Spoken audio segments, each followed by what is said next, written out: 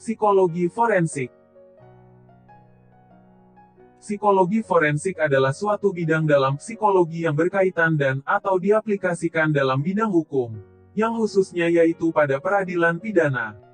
Psikolog forensik bertugas dalam memberikan bantuan profesional psikologi yang berkaitan dengan permasalahan hukum.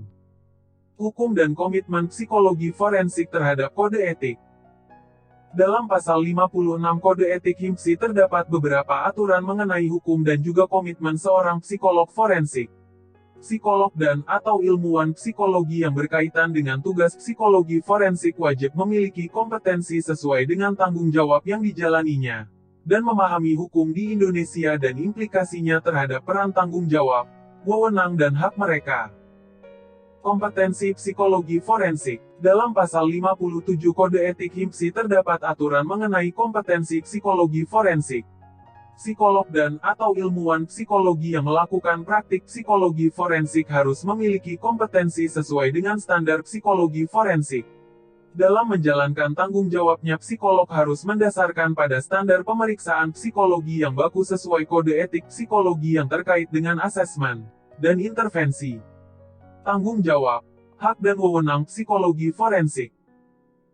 Dalam pasal 58 Kode Etik HIMSI, psikologi forensik berwenang memberikan laporan tertulis atau lisan mengenai hasil penemuan forensik, atau membuat pernyataan karakter psikologi seseorang, hanya sesudah ia melakukan pemeriksaan terhadap pribadi bersangkutan sesuai standar prosedur pemeriksaan psikologi, untuk mendukung pernyataan atau kesimpulannya. Bila tidak dilakukan pemeriksaan menyeluruh karena keadaan tidak memungkinkan, psikolog menjelaskan keterbatasan yang ada, serta melakukan langkah-langkah untuk membatasi implikasi dari kesimpulan atau rekomendasi yang dibuatnya. Pernyataan psikolog forensik sebagai saksi atau saksi ahli.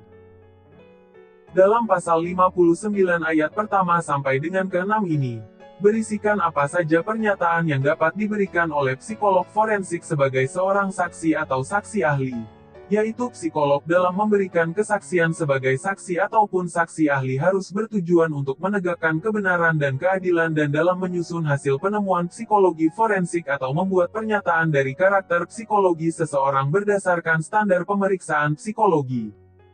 Peran majemuk dan profesional psikolog dan/atau ilmuwan psikologi. Dalam pasal 60 ini psikolog dan/atau ilmuwan psikologi harus menghindari untuk menjalankan peran majemuk. Namun jika terpaksa dilakukan maka kejelasan masing-masing peran harus ditegaskan sejak awal dan tetap berpegang teguh pada asas profesionalitas, objektivitas serta mencegah dan meminimalkan kesalahpahaman. Pernyataan melalui media terkait dengan psikologi forensik.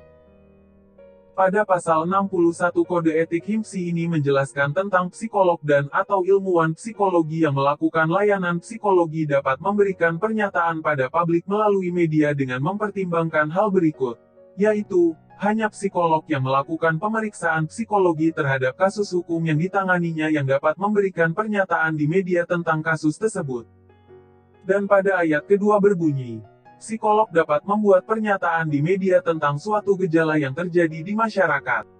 Jika ia tidak melakukan pemeriksaan psikologis maka hal ini harus dinyatakan pada media dan pernyataan yang disampaikan bersifat umum dan didasarkan pada kaidah prinsip psikologi sesuai dengan teori dan/atau aliran yang diikuti. Contoh kasus 2 terkait pasal 57, 59. Psikiater yang menjadi saksi ahli Amber Heard, Dr. David Spiegel hadir dalam persidangan untuk memberikan kesaksian yang memberatkan tentang kondisi mental Depp. David mengatakan bahwa Depp memiliki perilaku yang konsisten dengan seseorang yang memiliki gangguan penggunaan zat serta perilaku seseorang yang merupakan pelaku kekerasan pasangan intim. Namun, pernyataan tersebut tidak didapatkan melalui wawancara secara langsung, karena dua permintaannya untuk melakukannya ditolak oleh Johnny Depp. Sebaliknya, David menarik kesimpulan tersebut setelah meninjau pernyataan Depp, bagaimana Depp berinteraksi di depan umum, dengan orang lain, ataupun di media. David mengatakan bahwa ia yakin tingkat berpikir Depp turun dan perhatian serta ingatannya terganggu. Mencatat bahwa obat-obatan dan alkohol akan membuat orang bertindak dalam banyak cara yang berbeda, termasuk kekerasan pasangan intim. Pembahasan. Pernyataan Dr. David Spiegel pada persidangan tersebut telah melanggar kode etik psikologi dalam pasal 57, berbunyi, praktik psikologi forensik yang meliputi pelaksanaan asesmen, evaluasi psikologis, penegakan diagnosa, konsultasi dan terapi psikologi serta intervensi psikologi dalam kaitannya dengan proses hukum, misalnya evaluasi psikologis bagi pelaku atau korban kriminal, sebagai saksi ahli, evaluasi kompetensi untuk hak pengasuhan anak, program asesmen, konsultasi dan terapi di lembaga pemasyarakatan, hanya dapat dilakukan oleh psikolog. Dalam hal ini, David Spiegel bukanlah seorang psikolog dan David pun juga tidak melakukan asesmen berdasarkan standar pemeriksaan psikologi namun hanya berdasarkan hasil analisisnya saja. Kemudian dalam pasal 59, mengenai pernyataan sebagai saksi ahli.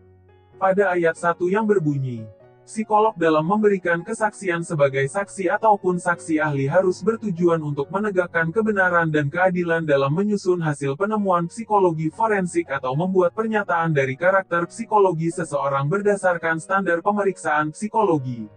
Sedangkan pada kasus ini, David Spiegel memberikan pernyataan berdasarkan analisisnya saja, tidak melalui wawancara secara langsung, yang mana hal itu menjadi sebuah pelanggaran kode etik.